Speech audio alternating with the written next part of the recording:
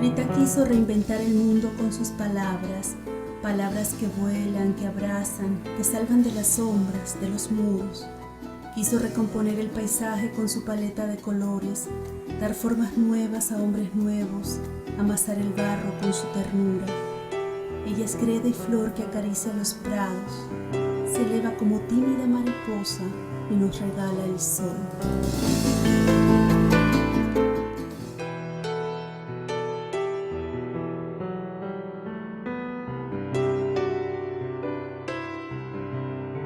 Rita Valdivia nace en Cochabamba en 1946. Fue la segunda hija del matrimonio entre Rita Rivera Molina y Félix Valdivia Garrón. La infancia de Rita se desarrolla en el Valle Cochabambino en medio del afecto de parientes y amigos. Sus visitas al campo de los abuelos contribuirá a forjar una personalidad libre y segura. Su educación primaria la realiza en la Escuela del Sagrado Corazón. A mediados de la década del 50, su padre atiende un llamado de trabajo que hace Pérez Jiménez para la construcción del ferrocarril del oriente venezolano. La familia permanecerá en Bolivia sin la presencia paterna. Después de 2 años viajarán al encuentro del padre. Rita hizo estudios secundarios en el Liceo Cajigal. Su inclinación temprana por la pintura la hará continuar artes plásticas en la Escuela Armando Reverón de Barcelona, Anzoátegui. Su director para 1962 era Luis Luxi, pintor y poeta boliviano con quien la adolescente cultivará una gran amistad. Fue una época que concentró a una talentosa generación de jóvenes creadores, quienes con los años se transformaron en destacados artistas y trabajadores de la cultura.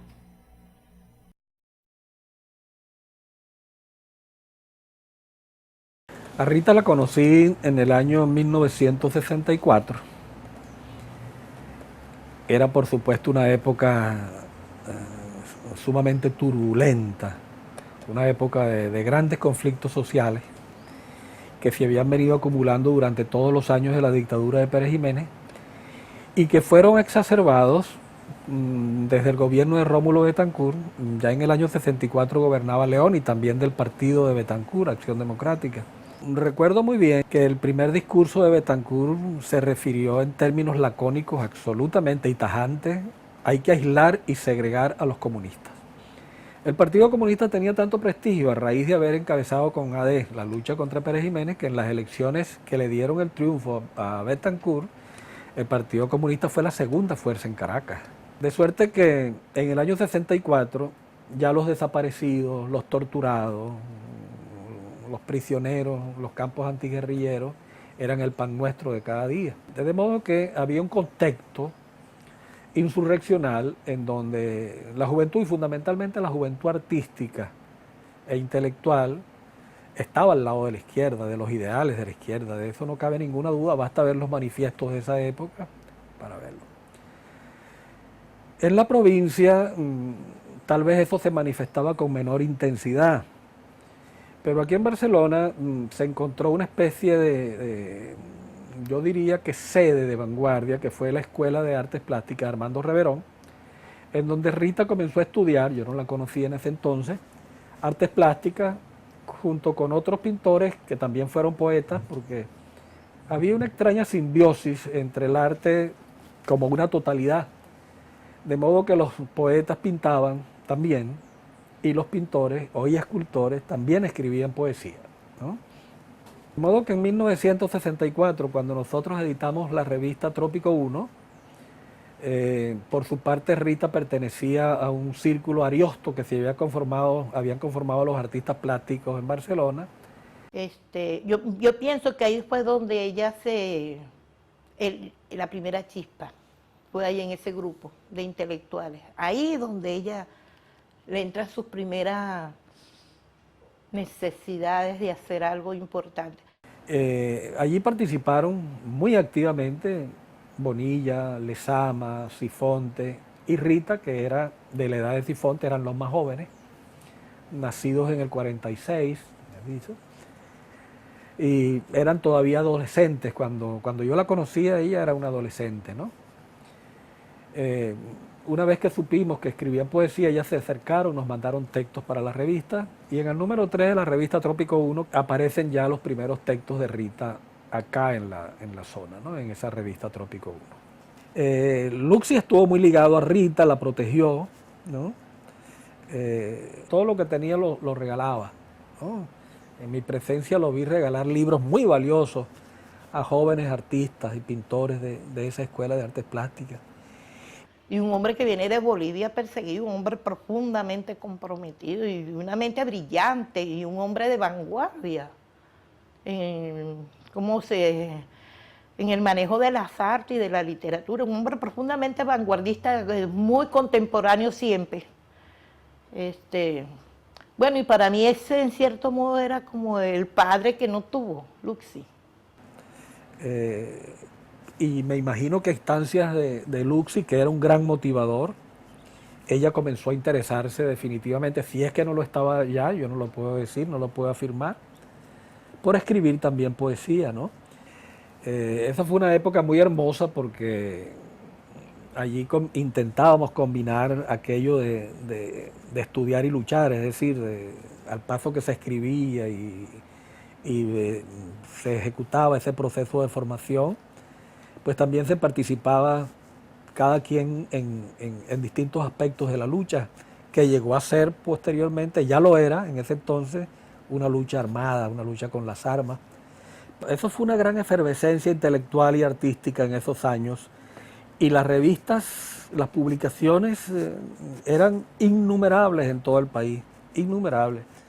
Realmente era una reverberación en todo el país de una especie de insurrección juvenil. Es expresión de una coyuntura histórica, todo lo que se ya había venido ya del proceso francés, y aquí en Latinoamérica todo lo que se estaba viendo,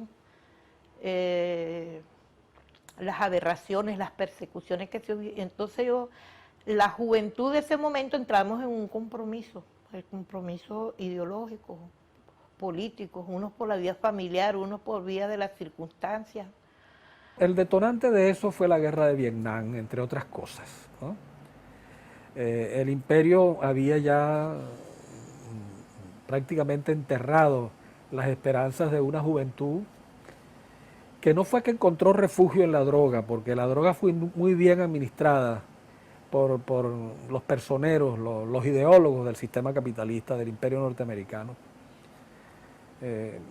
Leí en alguna parte que cuando estaba en su apogeo la protesta de los jóvenes estadounidenses en los años 60 contra la guerra de Vietnam, convocaron un gran concierto de rock en algún estadio o lugar público, y allí no se sabe quién ni por qué comenzaron a repartir drogas entre los concurrentes, ¿no? Y ese movimiento lo fueron dominando a fuerza de drogadicción, ¿no? En nuestro país eso no ocurrió. No ocurrió porque en el trópico teníamos una versión distinta de la insurrección. Entretanto, el entorno familiar de Rita estaba eclipsado por la dura disciplina impuesta por el padre a todo el grupo familiar. Rita, ni dócil ni obediente, se oponía a tanta intransigencia.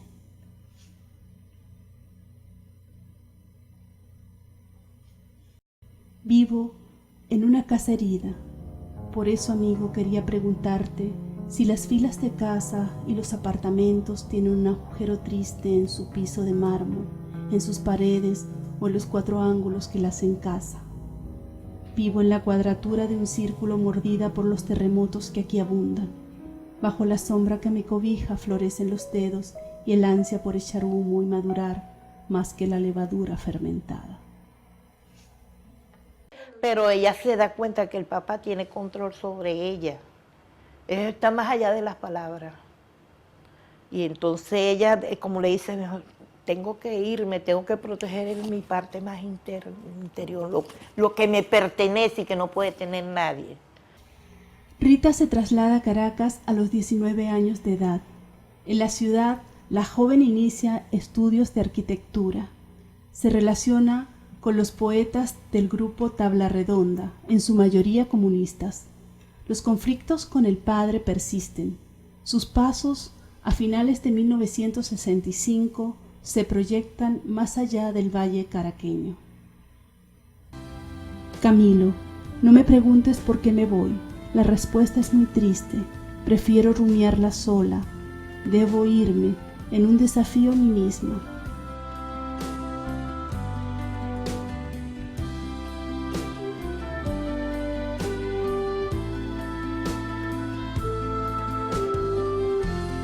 Para ella tenía que ser radical porque prácticamente rompe el cordón que debería haber existido con una madre, lo existió profundo con el padre. Y al romperlo eso es un meteoro. Tiene que radicalizar. Y tiene que radicalizar no solo su postura, sino la visión que iba a tener su padre de ella. Para ella afianzarse en su postura, ella tenía que ser una fructífera, a costa de lo que sea. Yo así la siento a ella. Ella era de una gran ternura, era más próxima al silencio que a la locuacidad, ¿no? Y eso se manifestaba en su forma de ser, ¿no? Ella era muy delgadita, la recuerdo. Yo debo tener algunas cartas suyas, pero dentro de ese montón de cosas, de papeles, imagínate, ¿no? Pero de que las tengo, las tengo. Cuando estaba en Alemania, ¿no? En Leipzig, Alemania, Rita gestiona una beca para estudiar Historia del Arte en la Universidad Carlos Marx. Permanece en Europa por 2 años y medio. Allí fue contactada para abrazar las filas del ELN. Mientras estuvo en Alemania, Rita mantuvo comunicación con sus compañeros poetas. El contenido de sus cartas reflejan inconformidad, deseo de crecer como poeta y la necesidad de que su escritura pueda servir para algo o para alguien. Esas cartas testimonian también una dura crítica a la vanidad y al narcisismo de algunos de sus amigos poetas. Con frecuencia los sacude de su ensueño.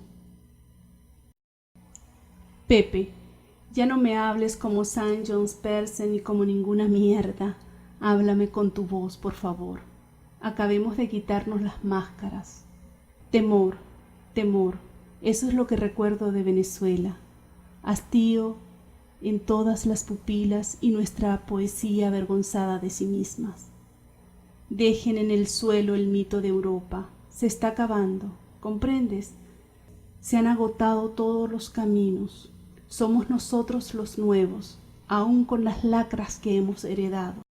En 1967 viaja a Cuba para prepararse en inteligencia y contrainteligencia.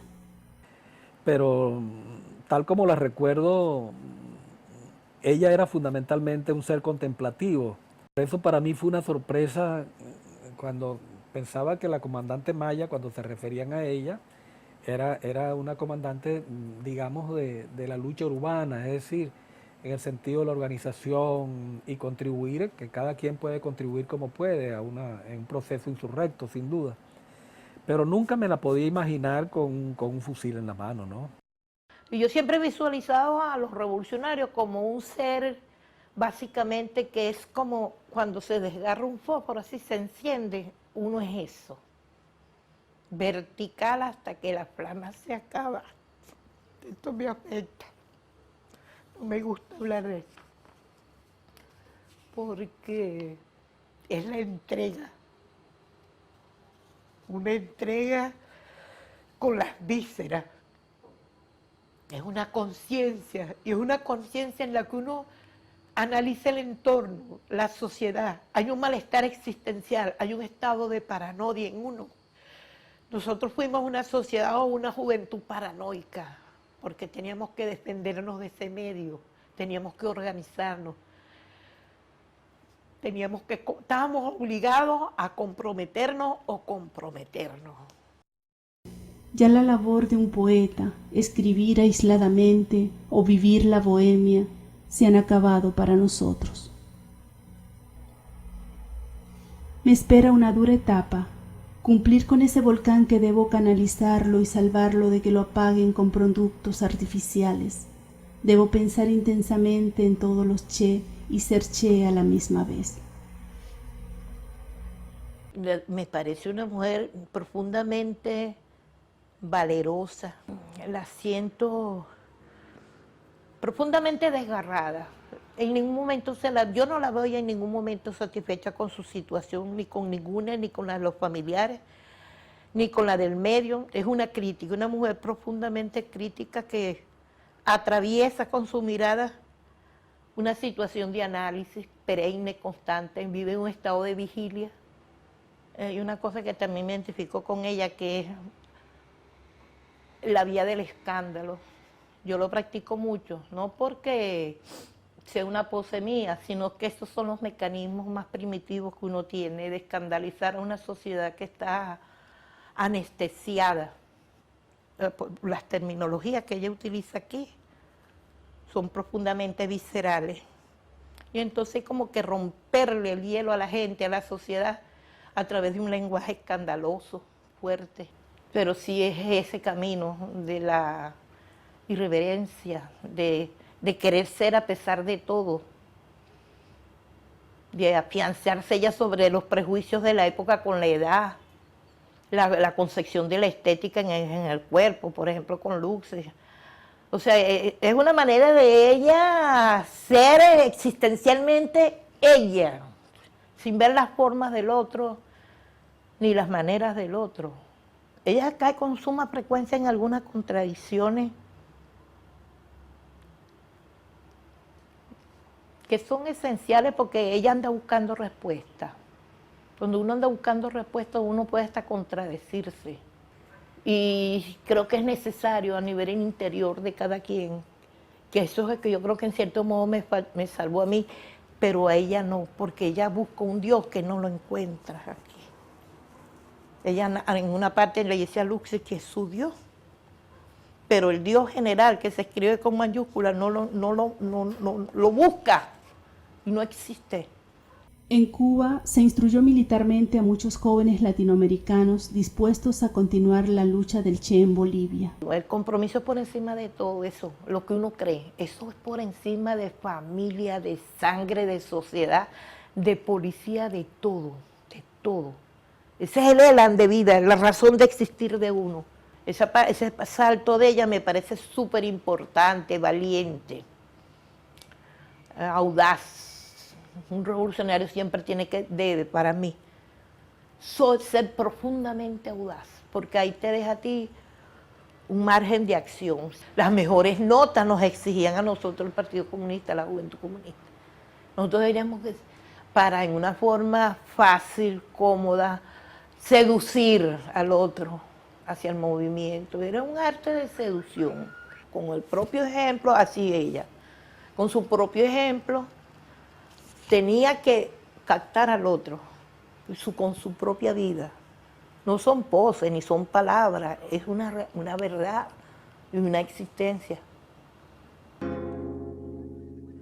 A Cochabamba me voy, a Cochabamba, señores, cantarán los ruiseñores. A Cochabamba me voy, Inti, y a Cochabamba me voy. En 1968 se establece en Cochabamba, en la casa de su infancia. Se traslada meses después a la calle Paciari con Lanza. Su perfil de artista facilita sus movimientos en los espacios universitarios. Inti Pereda le asigna la dirección del Ejército de Liberación Nacional en la ciudad de Cochabamba. Se le conocerá con el nombre de Maya, que en aymara significa primera, pero Maya también es el nombre de su mejor amiga islandesa con quien Rita compartió en Europa. El trabajo de Maya fue de organización. El movimiento debía contar con una estructura sólida que permitiera al ejército fundado por el Che retomar acciones guerrilleras. La comandante Maya debía establecer contactos, dirigir y comandar las tareas que sirvieran de plataforma para volver a las montañas.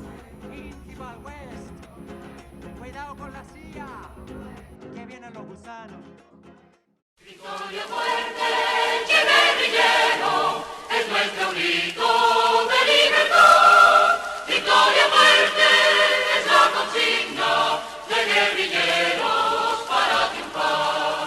Nosotros somos Maya, Mauricio, Inti y otros compañeros se habían reunido ese 13 y 14 de julio de 1969. Víctor Guerra, uno de los acompañantes de Inti, debía volver a La Paz a la brevedad. Maya había resuelto los temas logísticos del regreso. Al entrar al domicilio se encuentran en medio de la emboscada.